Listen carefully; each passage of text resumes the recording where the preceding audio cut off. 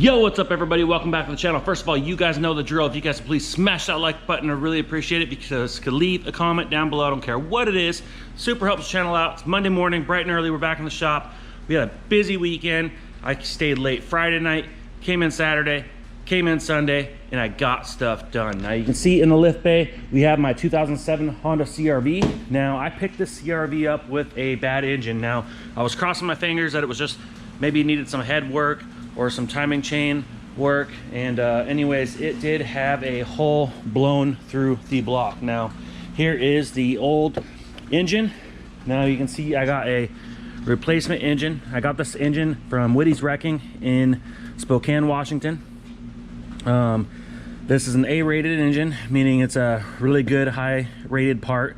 It did come out of a wrecked CRV. Now the CRV was the same year, same model, same color even, and it was wrecked in a front end collision. I saw pictures of the vehicle. It was pretty minor for the most part, but it probably was a total loss, so they were of course parting the vehicle out. Now this motor has 103,000 on it. The vehicle is a one family owned 122,000 mile vehicle. Now it's in really good shape, minus the missing bumper and of course the bad engine that it had.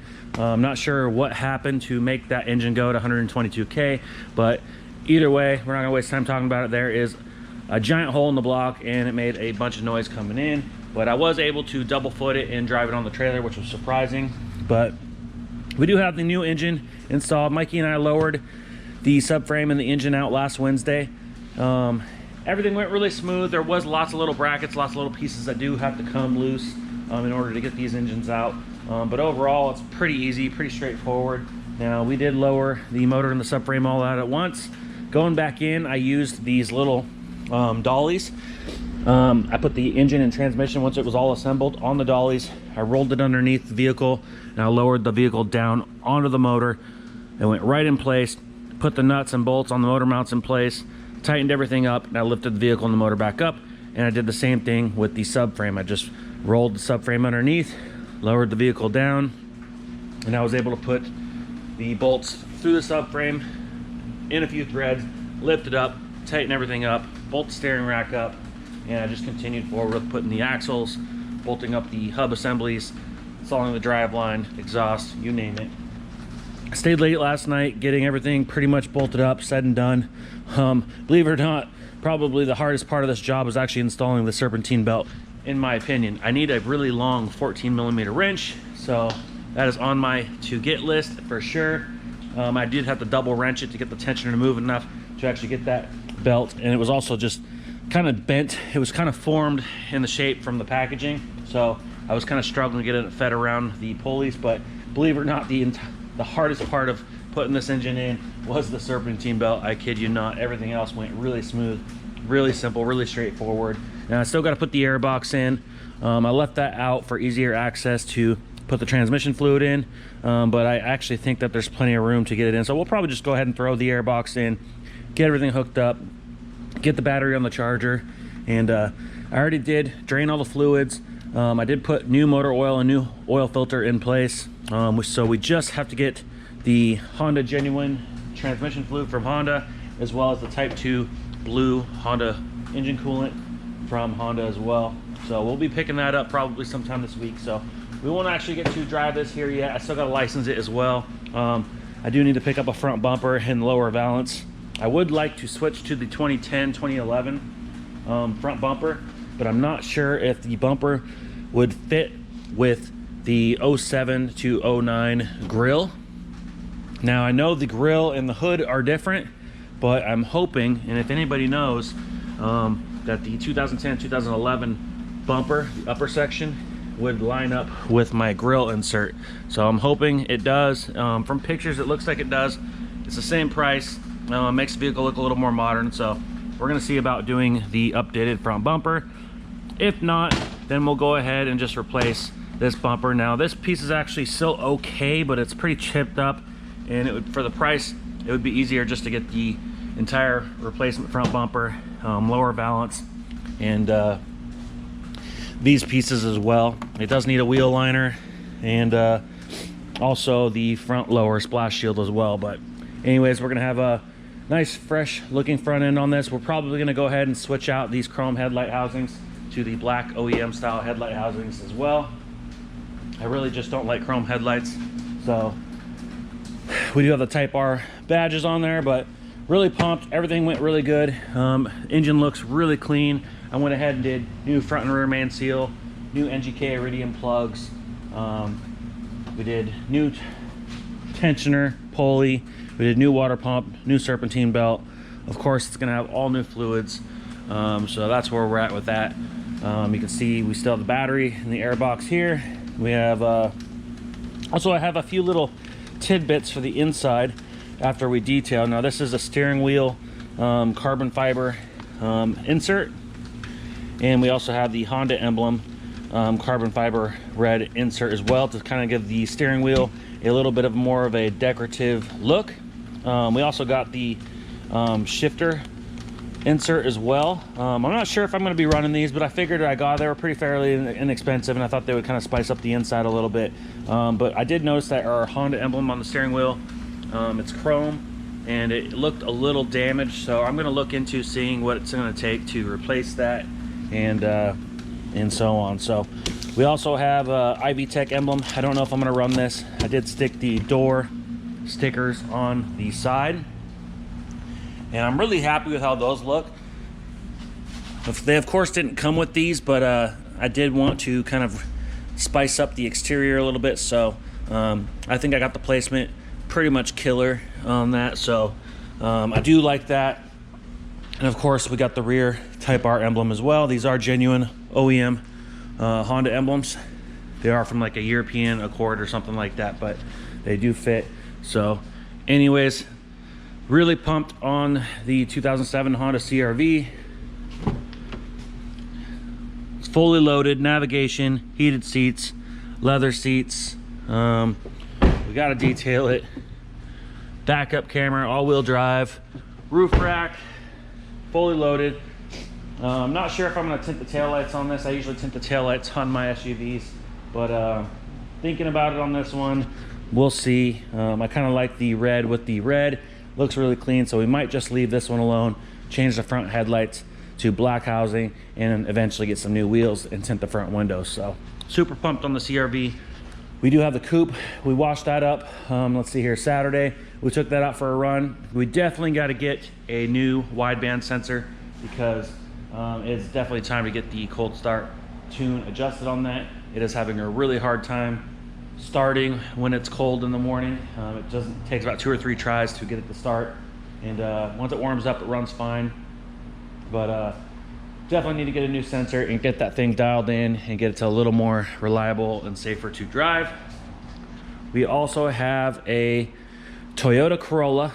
Now this Corolla came in for a bumper scrape, and it looks like it's actually even kind of hanging here, so we're gonna go ahead and fix that up, get it retained, and we're gonna go ahead and repair this area. We're gonna blend out the color and re-clear coat the entire bumper. We also are going to be doing a full interior exterior detail on this vehicle.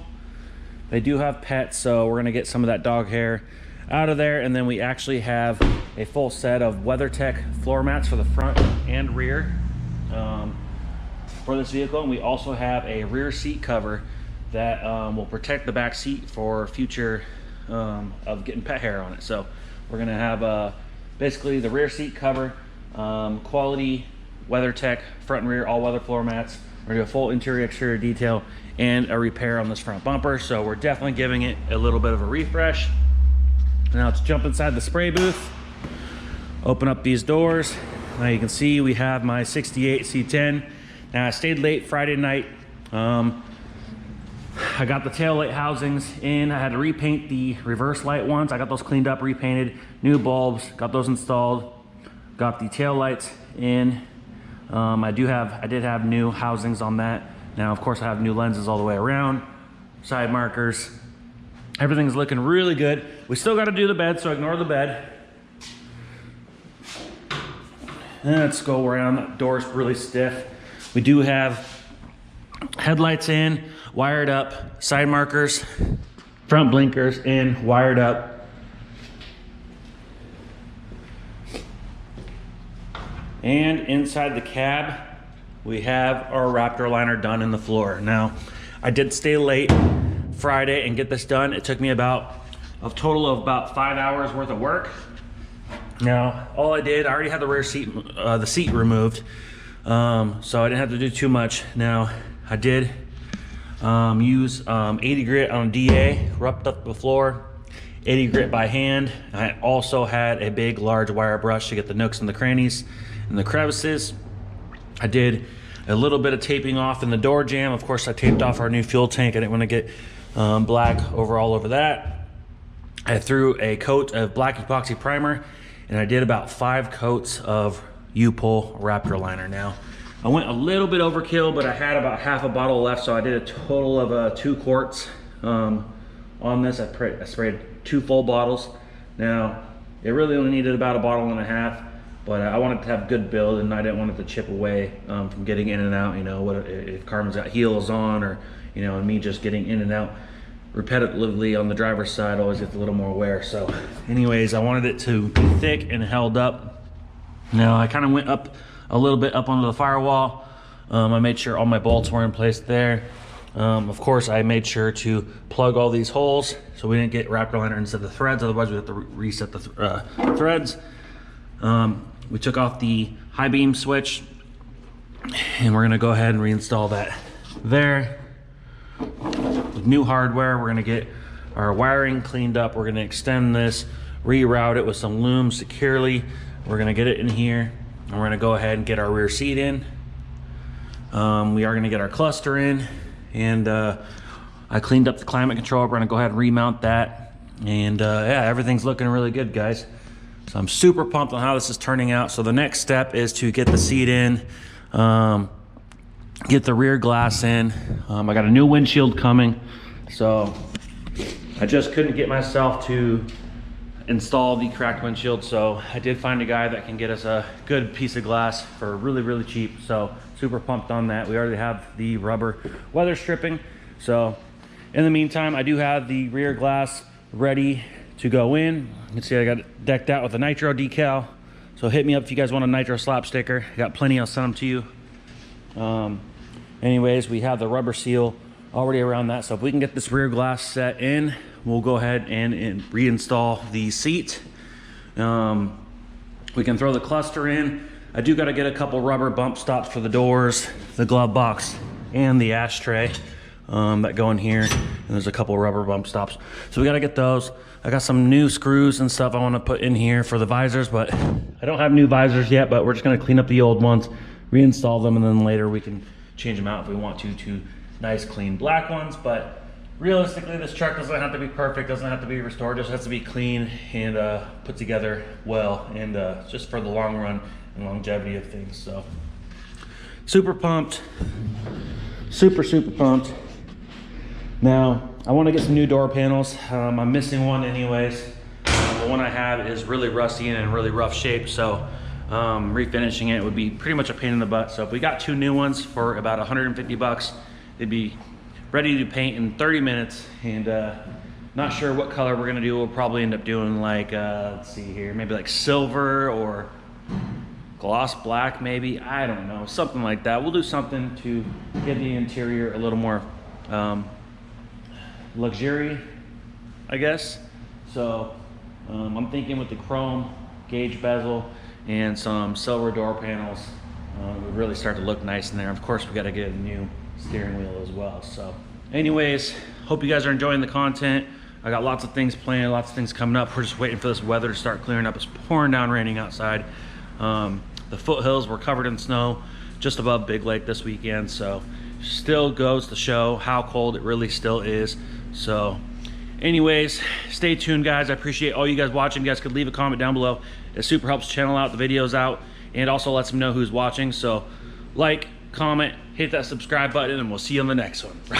Ooh, like LeBron, or like Lonzo. Ooh, I'm a baller, yeah, shot caller, yeah. they love me. You can't touch me, nah, can't trust me. I'm too lucky. Look at me, look at you, what you see, what you do.